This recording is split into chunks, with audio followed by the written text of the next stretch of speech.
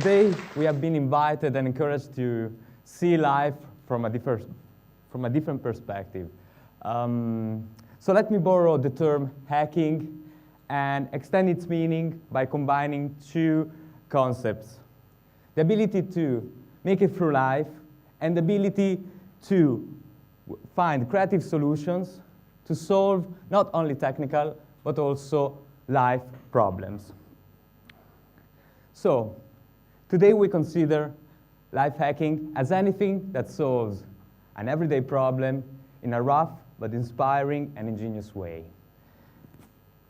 Sometimes with useful results, sometimes not. Okay, so does anyone know what was the first life hack in human history? Okay, historians and my wife, please be quiet. Okay, I know the answer. So the first life hack was turning a stone into a knife several thousand years ago. I don't need this. Turning a stone into a knife several thousand years ago. Why? Because for prehistoric humans, hunting with a handled weapon was a lot easier, right? Also, it was quite efficient against predators. Not the lions, but cheetahs also were there. Okay, so understanding that objects could improve the rather fragile existence was the first episode of human creativity. First, there were knives, or weapons. Then someone discovered that stroking stones vigorously could produce sparks, thus fire. It was a small but constant improvements. And these improvements have been still happening day after day for centuries. I think that a good representation of this evolution is a spiral. But we will come back to that later. So, today's life hacks are different. People's needs are in the higher stacks of the Maslow's hierarchy, and we need others.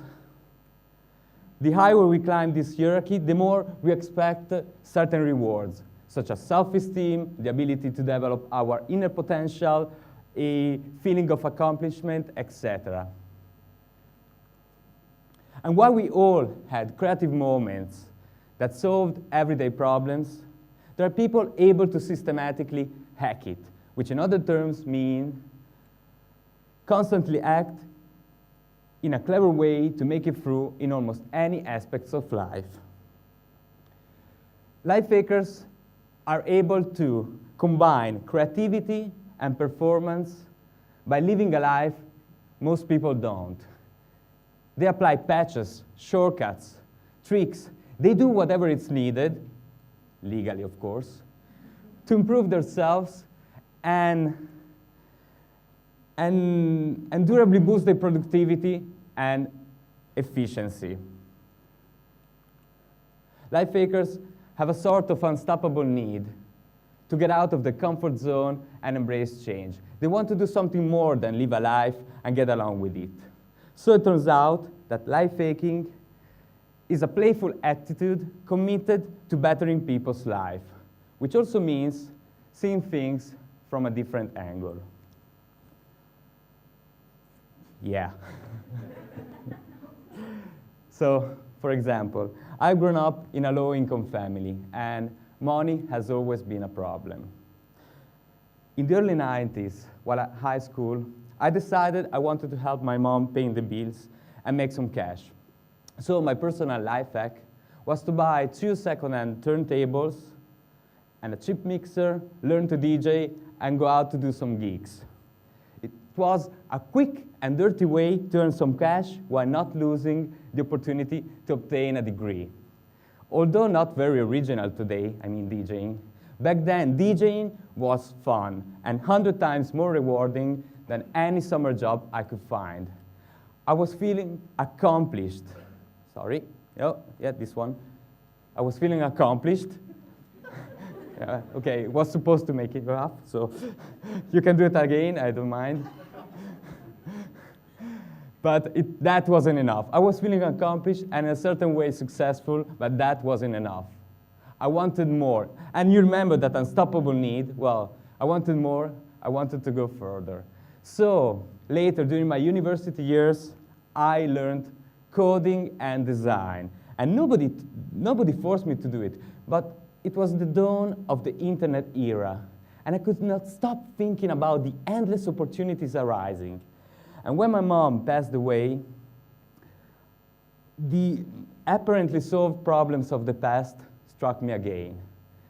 But I quickly learned that we are not able to change everything that happens in our lives. Instead, what we can do is change how we react and behave in challenging situations and the directions we choose next. To pay the bills while DJing, working part-time, freelancing, studying, all at the same time was certainly not easy. But I was committed to bettering my life, and the only way I could imagine to reach my goals and succeed was to take any opportunity, even the smallest one, to learn something new and to gain as much experience as possible. For me, learning something new every day and then try to put it at work or in personal projects was one of the most simplest but most efficient life hacks existing.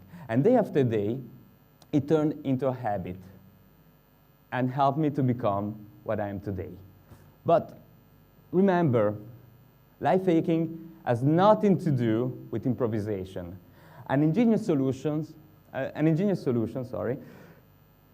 happens only when you have the experience to understand what's going on and foresee the end result and the expected reward. So let me give you another example, which has nothing to do with Steve Jobs or Richard Branson, by the way.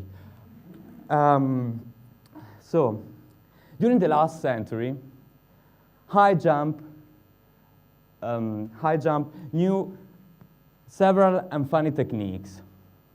There were two problems that lasted until the 60s. Knee injuries and the lack of high records since decades. The first problem was solved by introducing soft landing areas, you know, the cushioning, and the second one with two techniques, the straddle and the flop, which helped athletes jump higher. So Dick Fosbury's technique was a solitary hack, but it was so fascinating that it became the standard of the high jump discipline since then. This is Fosbury, by the way. Can we consider Mark Zuckerberg a life hacker? Well, I think so. First, to build a website, he had to know how to code, right? Second, he wasn't such a great social connector. Third, before Facebook, there were already hundreds, maybe thousands or so social sites or chats around. And did he steal the idea of Facebook from the Winklevoss brothers? It doesn't matter. He is the one who appeared on the cover of People magazine, and not the two Olympic rowers, by the way. So it's not about being the first, but it's about being able to apply an idea in order to solve a problem, and a problem which is in an ingenious way, in an original way, which, of course, in business also means a lot of money. So, now, this is coming later. From what we know, Mark coded something that was useful for him and also for others. But what he also did was to turn, by adding or modifying features, an existing idea into something that today 1.1 billion people access every day. So, is Facebook the result of an initial life hack? You bet it is. Each minor improvement or life hack is a premise to take a step towards a bigger life goal. And life hacking is not only meant to help you become rich or successful, but it's meant to have a better life and help you to simply perform better in your everyday life. So I think I will give you some hints on how does it happen to be, and what does it mean being a life hacker. So ACCU. Life hackers are the ones who build something meaningful or act in a meaningful way to unlock new opportunities. Life hackers learn and understand how to size these opportunities by experience. And experience means hard work and endless hours of practicing, which I did also to come here, by the way. Life hackers have to be creative and see things from a different angle. Creativity, in this case, does not mean improvisation, nor following an established path. Instead, means step out and bring solutions that others would not. And lastly, life hackers set personal life goals and achieve them by small and constant improvements. And the end result has to be useful not only for themselves, but also for others. So at this point, you all understood that life hackers are just normal people with some extra ACCU. So thank you, TEDx, for giving us another acronym to learn today, or maybe the first acronym to learn today. So ACCU. But let me go back to the original underlying question. Why do we need more life hackers? The more people come up with unconventional solutions, the more we are able to get inspiration. And the more we are inspired, the more we are able to come up with creative solutions and influence others to follow the same path. I like to think of this evolution, this constant evolution, as a sort of spiral, where constant evolution and improvements and innovations force people to gradually move forward. The red jumping dots, life hackers, the red jumping dots, are the ones that have that extra stamina, or as we learned before in the ACCU, that make them do a leap further, a leap forward, which helps them to achieve something that others, in this case the black dots, aren't able to achieve. So, finally, this hungriness, this effort to break conventions by performing in ways others do not, is what makes these life hackers those who are really pushing the spiral of evolution forward. Thank you very much.